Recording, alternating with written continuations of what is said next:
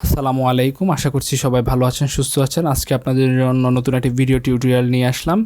আজকের টিউটোরিয়ালটি হচ্ছে এক্সেলের ফিল্টার ফাংশনের উপর। এই ফাংশনটি কিভাবে কাজ করে সে সম্পর্কে আমরা বিস্তারিত জানব।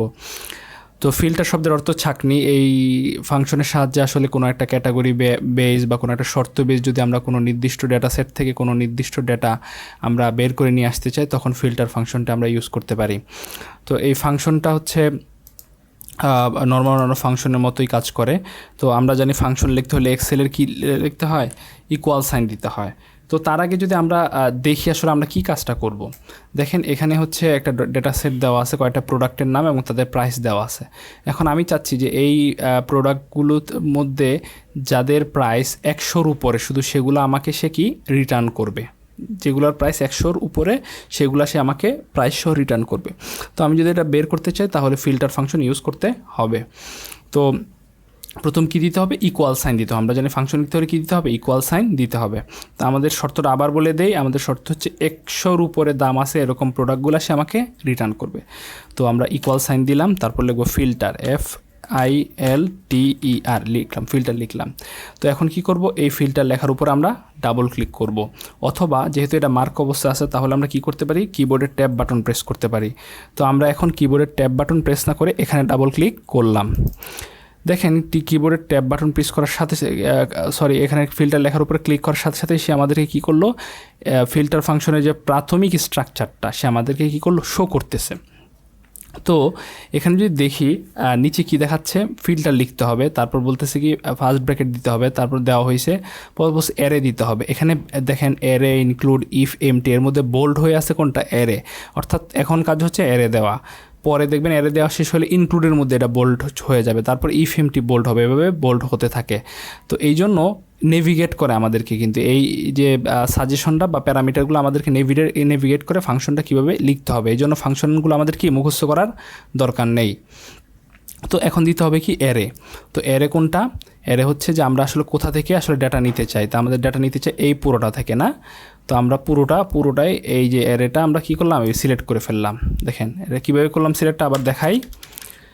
মাউসের লেফট বাটন প্রেস করে ধরে, দেখেন আমি যেখান থেকে শুরু করবো, এখান থেকে শুরু করে এই পর্যন্ত নেব, অ্যাপল থেকে শুরু করে 120 পর্যন্ত নেব। তাহলে মাউসের লেফট বাটন প্রেস করে ধরে আমি 120 পর্যন্ত যে দেখেন নিয়ে আসলাম।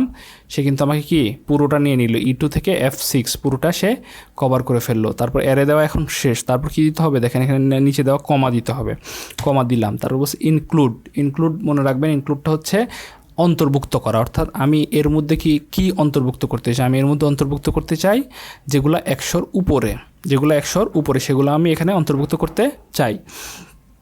তো 100-র উপরে কীভাবে বুঝবো, তা আমরা লিখতে পারি যে এই যে এই প্রাইসের যে কলামটা, এই কলামটা কি কলামের মধ্যে যেগুলো 100-র উপরে সেগুলো আমাকে শো করে দেখাও। তাহলে এই কলামটা আগে সিলেক্ট করতে হবে।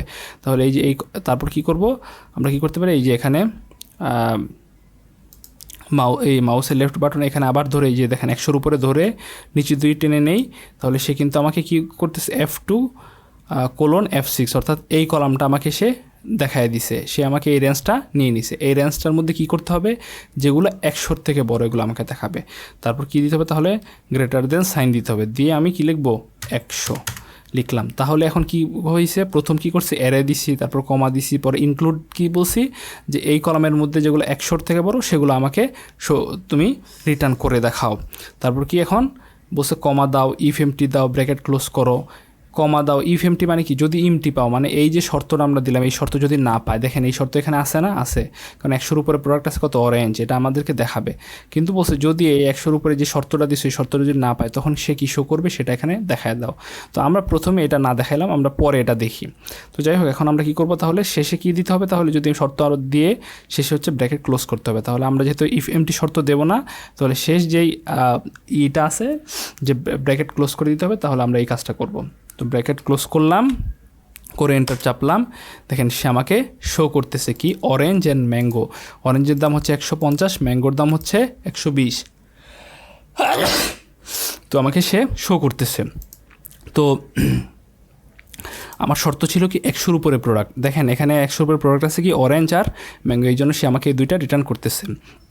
এখন আরেকভাবে দেখি যে ইফ এমটি, যদি এমটি থাকে তাহলে কি হবে, আমরা আবার ইকুয়াল সাইন দিব, দিয়ে লিখব কি ফিল্টার, FILTER ফিল্টার লিখলাম। এটার উপরে ডাবল ক্লিক করলাম।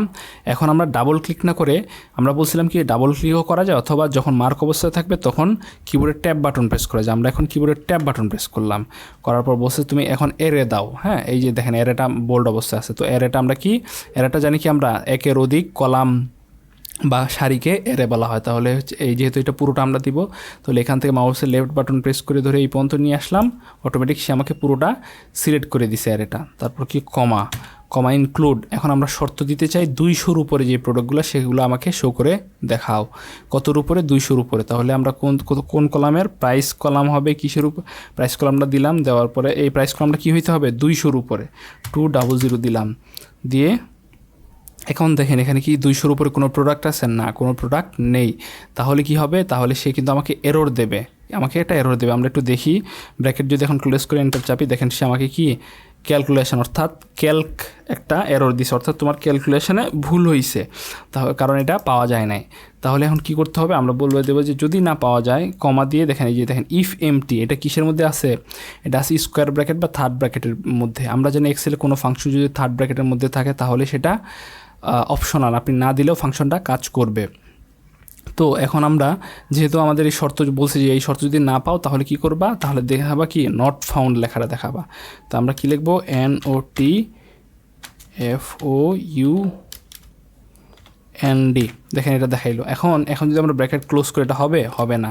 দেখেন কি বলছে? নেম, অর্থাৎ তোমার এখন কি ভুল হয়েছে? তোমার নামে লেখা ভুল হয়েছে, অর্থাৎ তুমি যে ফাংশনের কোনো জায়গায় ভুল হয়েছে, নাম লিখতে গিয়ে ভুল হয়েছে। তাহলে কোথায় নাম লিখতে ভুল হয়েছে? এই যে এই নট ফাউন্ডে ভুল হয়েছে। কেন ভুল হয়েছে? কারণ আমরা জানি এক্সেলে কোনো টেক্সট যদি আমরা লিখতে চাই ফাংশনের মধ্যে, তাহলে এটা কি ডাবল কোটের মধ্যে দিতে হয়। তাহলে আমরা ডাবল কোট দেই নাই বলে এটা নেম ভুল দেখে, তাহলে আমরা ডাবল কোট দিলাম। দেওয়ার পর এখন যদি এন্টার চাপি তাহলে কি দেখাচ্ছে আমাদের? Not found. অর্থাৎ কি দেখেন 200-র উপরে যেহেতু পায় নাই, সে আমাকে রিটার্ন দিল নট ফাউন্ড। তাহলে কিন্তু এই ফিল্টার ফাংশন দিয়ে আপনি লার্জ ডেটা সেট থেকে আপনার কাঙ্ক্ষিত শর্ত অনুযায়ী ডেটা কিন্তু পেতে পারেন। তো আশা করছি ফিল্টার ফাংশনটা আপনারা বুঝতে পেরেছেন। নতুন কোনো টিউটোরিয়ালে নতুন কোনো ফাংশন নিয়ে আলোচনা হবে। সে পর্যন্ত আল্লাহ আপনাদের ভালো রাখুন, সুস্থ রাখুন। আসসালামু আলাইকুম ওয়া রাহমাতুল্লাহ।